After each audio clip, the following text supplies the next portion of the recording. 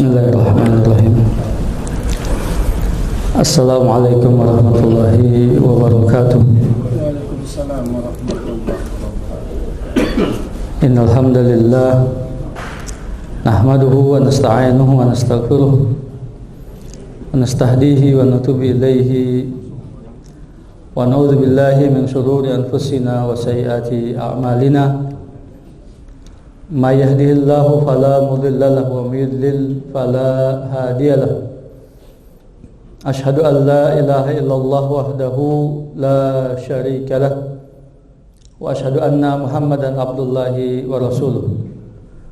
Allahumma salli wa sallim wa barik ala nabiyyina Muhammadin wa ala alihi wa ashabihi ajma'in wa man tabi'ahum bi ihsanin ila yaumiddin. Ya ayyuhalladzina amanu taqullaha haqqa tuqatih wa la tamutunna illa wa antum muslimun. Summa ma ba'du fa inna ahsanal hadisi kitabullah wa khairal huda huda nabiyyina Muhammadin sallallahu alaihi wa alihi wasallam. Allahumma inna nas'aluka ilman nafi'an wa rizqan thayyiban wa amalan mutaqabbalan. Allahumma aslih lana syu'unana kullaha wa la takilna ila anfusina tarfata ain. Rabbana taqabbal minna innaka antas samiul alim wa tub alaina innaka antat tawwabur rahim. Ikhwani wa akhwati al-izza rahimani wa rahimakumullah, jamaah salat zuhur Masjid Al-Ahnaf yang dimuliakan Allah Subhanahu wa taala. Terlebih dahulu kita awali kesempatan majelis ta'lim kita siang hari ini dengan memanjatkan puja dan puji serta syukur kita kehadirat Allah Subhanahu wa taala atas berbagai limpahan nikmatnya, rahmat dan karunia-Nya, keberkahan, keutamaan dan kebaikannya yang sangat banyak, tidak terhingga, tidak terbilang. Tidak lupa salawat dan salam kita limpahkan, kita haturkan kehadiran baginda Nabi Muhammad sallallahu alaihi wasallam beserta keluarga beliau, sahabat beliau dan umat beliau hingga akhir zaman. Jamaah sekalian yang dimuliakan Allah Subhanahu wa taala, hari ini kita berada di akhir dari bulan Rajab 1447 Hijriah. Artinya menjelang 1 bulan yang akan datang kita akan memasuki bulan Ramadan. Bulan yang penuh dengan keberkahan, rahmat dan keutamaan. Bulan yang dinanti dan dirindukan kedatangannya oleh segenap orang-orang yang beriman. Penghulunya bulan-bulan sepanjang tahun. Maka saya mengajak kita semua untuk mempersiapkan diri, berbenah menyambut kedatangan bulan Ramadan dengan kesiapan mental kita, hati dan jiwa kita. Diawali dengan pertaubatan kita kepada Allah Subhanahu wa taala, membersihkan hati kita terlebih dahulu dengan memperbanyak taubat dan istighfar kita kepada Allah Subhanahu wa taala. Baru kemudian dengan kita memulai berinteraksi dengan Al-Quranul Karim, karena hubungan Ramadan dengan Al-Quran tidak bisa dipisahkan, bagaikan hubungan gelas dengan airnya. Keduanya sangat membutuhkan, sehingga dia mampu memberikan kebaikan-kebaikan yang sangat banyak untuk kita semua. Al-Quran merupakan kalamullah, firman Allah Subhanahu wa ta'ala, bukan makhluk. Darinya berasal, kepadanya akan kembali. Firman-firman Allah Subhanahu wa ta'ala yang penuh dengan kesucian, mengandung keberkahan-keberkahan, petunjuk, penjelasan dari petunjuk-petunjuk itu dan pedoman bagi kita untuk dapat membedakan antara yang baik dan yang buruk. Maka Al-Quran disifati dengan Al-Karim, yaitu mulia. Dan begitulah sejatinya. Setiap makhluk yang berinteraksi dan melekat padanya Al-Quran, maka dia menjadi agung lagi mulia. Perhatikan bagaimana Allah Subhanahu wa ta'ala menunjuk malaikat Jibril alaihissalam, Ar-Ruhul Amin, sebagai pembawa Al-Quranul Karim. Maka jadilah Jibril alaihissalam menjadi malaikat yang paling agung lagi mulia. Lalu kemudian Al-Quran itu Allah turunkan kepada baginda Nabi Muhammad sallallahu alaihi wasallam. Maka jadilah beliau menjadi seorang nabi dan rasul yang paling mulia, asyraf al-anbiya wal mursalin. Seorang nabi dan rasul yang paling mulia di sisi Allah Subhanahu wa taala. Dan bulan Ramadan menjadi bulan yang mulia karena Allah pilih untuk diturunkan Al-Quran pada bulan itu. Syahrul Ramadan alladzi unzila fihi al-Quran hudan linnas wa bayyinatin minal huda wal furqan. Dan tepatnya malam Lailatul Qadar menjadi malam yang penuh dengan kemuliaan, karena memang pada malam itulah Allah Subhanahu wa ta'ala menurunkan Al-Quran. Dan begitu seterusnya. Siapa saja yang berinteraksi dan melekat pada Al-Quran, maka dia menjadi agung, lagi mulia di hadapan Allah Tabaraka wa ta'ala. Dalam hadis sahih dikeluarkan oleh Bukhari dan Muslim dari Utsman bin Affan radhiyallahu anhu, Nabi SAW mengatakan, khairukum man ta'allamal Qur'ana wa 'allamahu. Sebaik-baik kamu adalah yang belajar Al-Quran dan mengajarkannya. Allah tegaskan dalam ayatnya, inna hadzal Qur'an yahdi lillati hi aqwam wa yubashshirul mu'minina alladzina ya'maluna shalihati anna lahum ajran kabira. Sesungguhnya Al-Quran ini memberikan petunjuk kepada jalan yang lurus, memberikan kabar gembira kepada orang yang beriman yang mengerjakan amal-amal saleh, bahwa mereka akan mendapatkan balasan pahala yang sangat besar. Jadi ikhwan sekalian yang dimuliakan Allah Tabaraka wa taala, mari kita siapkan diri kita, ya, terutama sekali untuk kita dapat berinteraksi dengan Al-Quran sesering mungkin, sebanyak-banyaknya selama bulan Ramadan.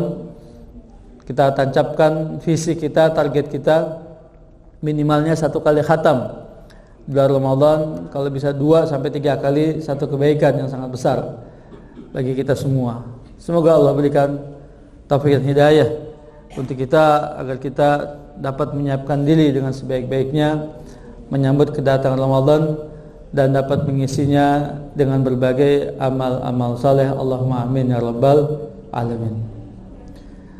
Jamaah yang dimuliakan Allah Subhanahu wa taala, kajian kita di kitab Bahjah Qulubil Abrar wa Qurutu Uyunil Akhyar bi Syarh Jawamil Akhbar karya Fadilat Asy-Syaikh Al-Allamah Abdurrahman ibn Nasir As-Sa'di rahimahullah taala sampai di hadis yang ke-13.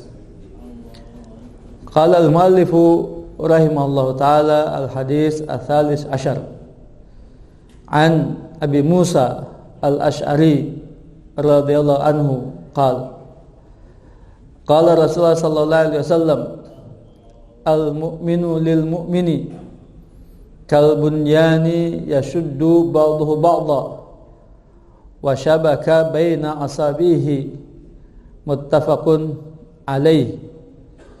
Akhrajahu al-Bukhari fi shalah wa fi zakah wa fil mazalim wal ghasab wa fil adab wa fit tauhid wa Muslim fil birri wasilah wal adab wa Tirmidzi fil birri wasilah wa Nasa'i fil zakah wa fil adab wa Ahmad fil musnad wa fi ghairiha. Hadis yang ke-13 dari Abu Musa Al-Asy'ari radhiyallahu anhu. Ia berkata, Rasulullah sallallahu alaihi wasallam bersabda, al-mu'min, seorang mukmin, lil mu'min, bagi mukmin lainnya, kal bunyan, seperti bangunan, yashuddu ba'duhu ba'dha, menguatkan sebagiannya dengan sebagian yang lain. Wasyabaka baina asabihi, lalu dicontohkan dia dengan menggenggam jari-jari kedua tangannya, dimasukkan satu dengan yang lainnya. Hadis muttafaqun alaih, diriwayatkan Imam Bukhari dalam berbagai kitabnya, di sahihnya, di kitab shalah, zakat, mazalim, ghasab, adab, tauhid. Imam Muslim mengeluarkannya dalam kitab Al-Bir, Salah, Al-Adab, Tirmidzi dalam Al-Bir Wasilah, An-Nasai dalam kitab Zakat dan Adab, Imam Ahmad dalam Musnadnya, dan yang lainnya. Jamaah sekalian yang dimuliakan Allah Subhanahu wa taala. Ini adalah satu hadis yang sangat agung lagi mulia. Di dalamnya terdapat pengkabaran dari Nabi sallallahu alaihi wasallam tentang keadaan orang-orang yang beriman, yang memiliki sifat yang mulia. Di dalamnya mengandung anjuran agar kita memperhatikan prinsip persaudaraan di antara sesama orang-orang yang beriman, saling menyayangi, saling mengasihi, saling tolong menolong, saling menguatkan, saling membantu satu dengan yang lain. Mencintai setiap orang-orang yang beriman sebagaimana dia mencintai dirinya sendiri. Berupaya semaksimal mungkin untuk memperbaiki keadaan saudaranya. Maka dengan menegakkan prinsip ini, kehidupan masyarakat kaum muslimin dan juga orang-orang yang beriman menjadi berjaya, memiliki kemuliaan, terhindar dari kehinaan dunia bahkan hingga akhirat. Hadis yang mulia ini menegaskan tentang firman Allah Subhanahu wa taala, innamal mu'minuna ikhwah fa aslihu baina akhawaykum wattaqullaha la'allakum turhamun. Sesungguhnya orang-orang yang beriman itu bersaudara, sebagian dengan sebagian yang lain. Maka damaikanlah di antara mereka yang bertikai. Bertakwalah kepada Allah, semoga kamu mendapatkan rahmatnya. Jamaah yang dimulai Allah Subhanahu wa ta'ala, sikap saling tolong menolong dan juga menguatkan keadaan orang-orang yang beriman dalam berbagai aspek. Kita bagi saja secara umum menjadi kebutuhan-kebutuhan primer, ya, yang prioritas, ya, dan kebutuhan-kebutuhan yang sekunder. Yang pertama disebut dengan al-furud al-ainiyah, dan yang kedua disebut dengan al-furud al-kifayah.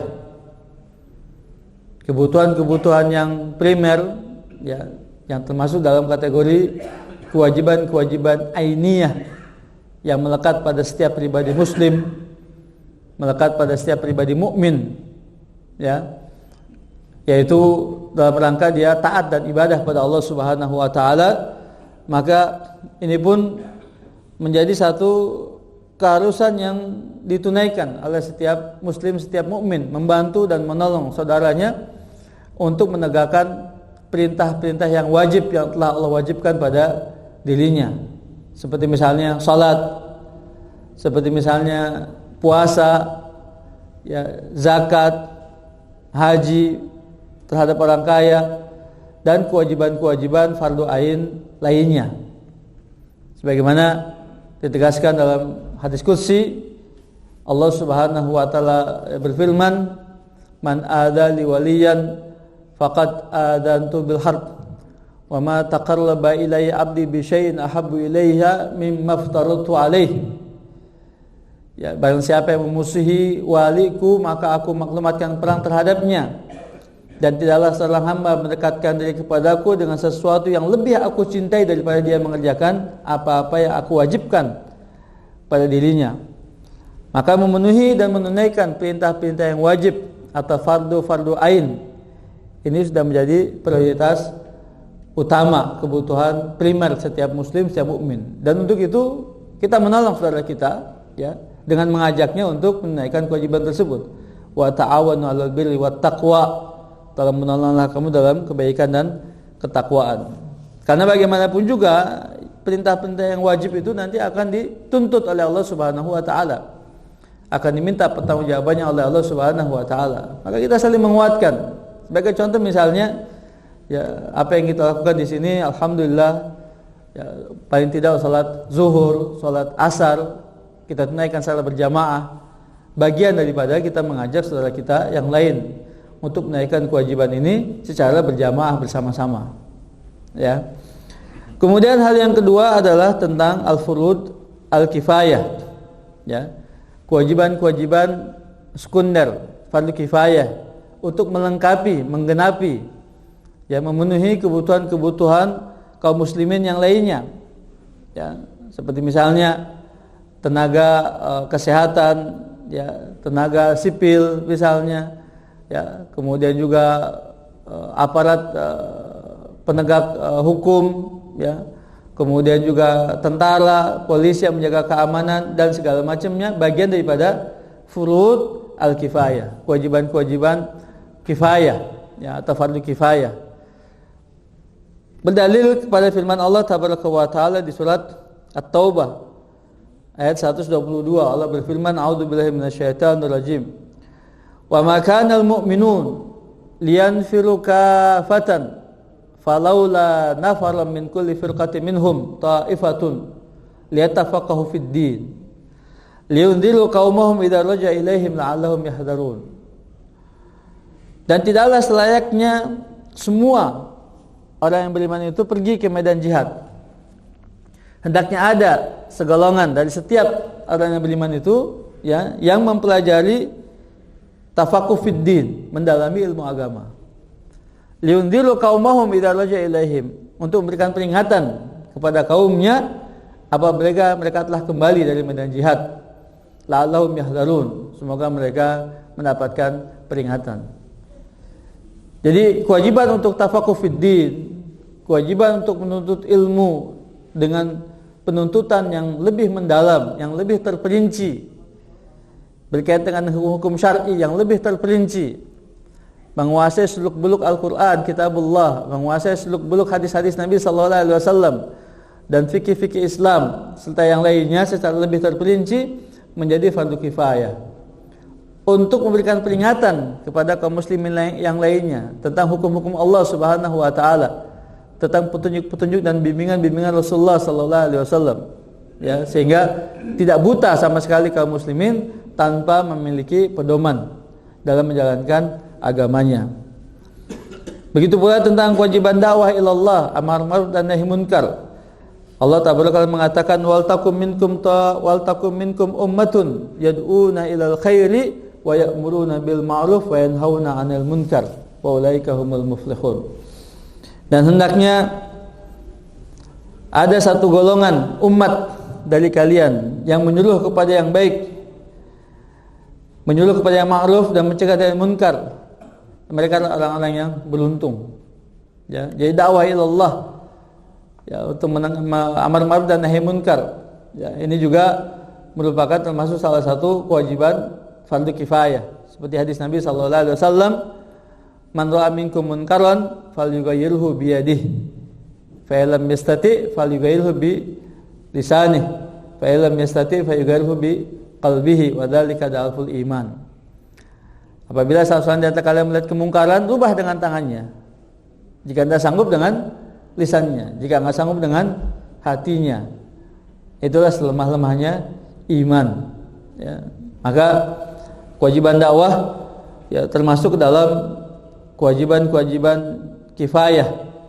Ya, tidak semua orang mengerjakan dan melaksanakannya ya, dalam timbangan atau dalam tinjauan bahwa dakwah di situ membutuhkan ilmu yang lebih mendalam, penguasaan ilmu yang lebih mendalam, ya, penguasaan wawasan yang lebih luas. Ya, maka tidak setiap orang dapat menunaikannya. Ya. Namun setiap muslim punya kewajiban untuk mengajak setiap orang untuk beribadah pada Allah Tabaraka wa Ta'ala. Iya. Ya, balighu anni walau ayah, sampaikan dariku meskipun cuma satu ayat, dan mengajak setiap orang untuk beribadah dan taat pada Allah Subhanahu wa Ta'ala.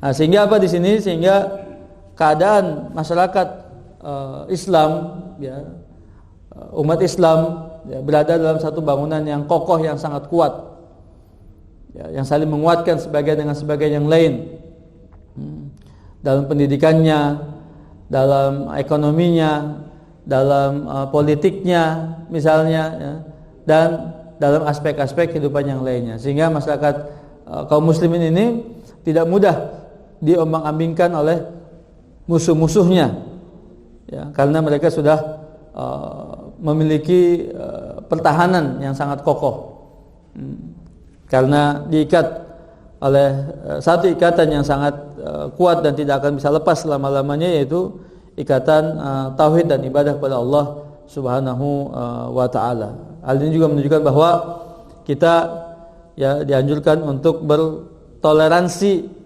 berempati dan simpati sesama saudara-saudara kita kaum muslimin yang lain. Ya, kita juga senang melihat mereka senang, dan kita akan bersedih ketika melihat keadaan mereka juga menyedihkan.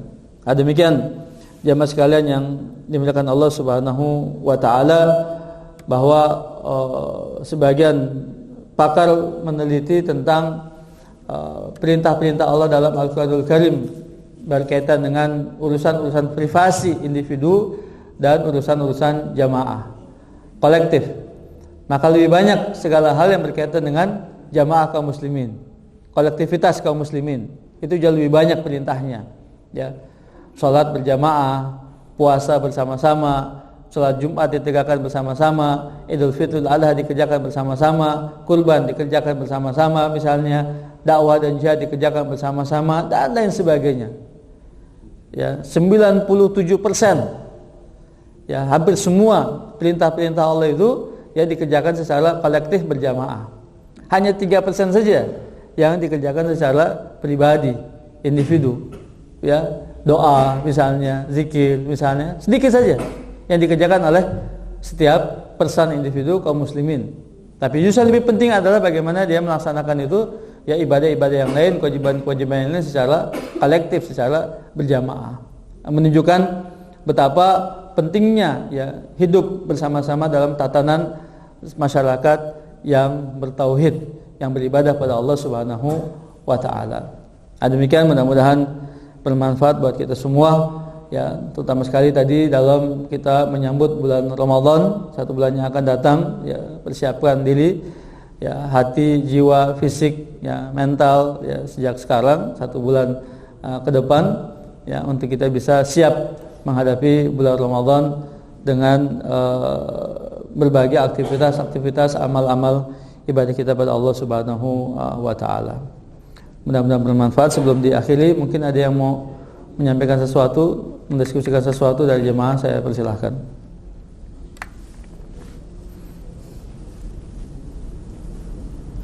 Kalau tidak ada, kita akhiri dengan kafaratul majlis. Subhanaka Allahumma wa bihamdika asyhadu an la ilaha illa anta astaghfiruka wa atubu ilaik. Wa sallallahu alaihi Muhammad wa ala alihi wa sahbihi wasallam. Assalamualaikum warahmatullahi wabarakatuh.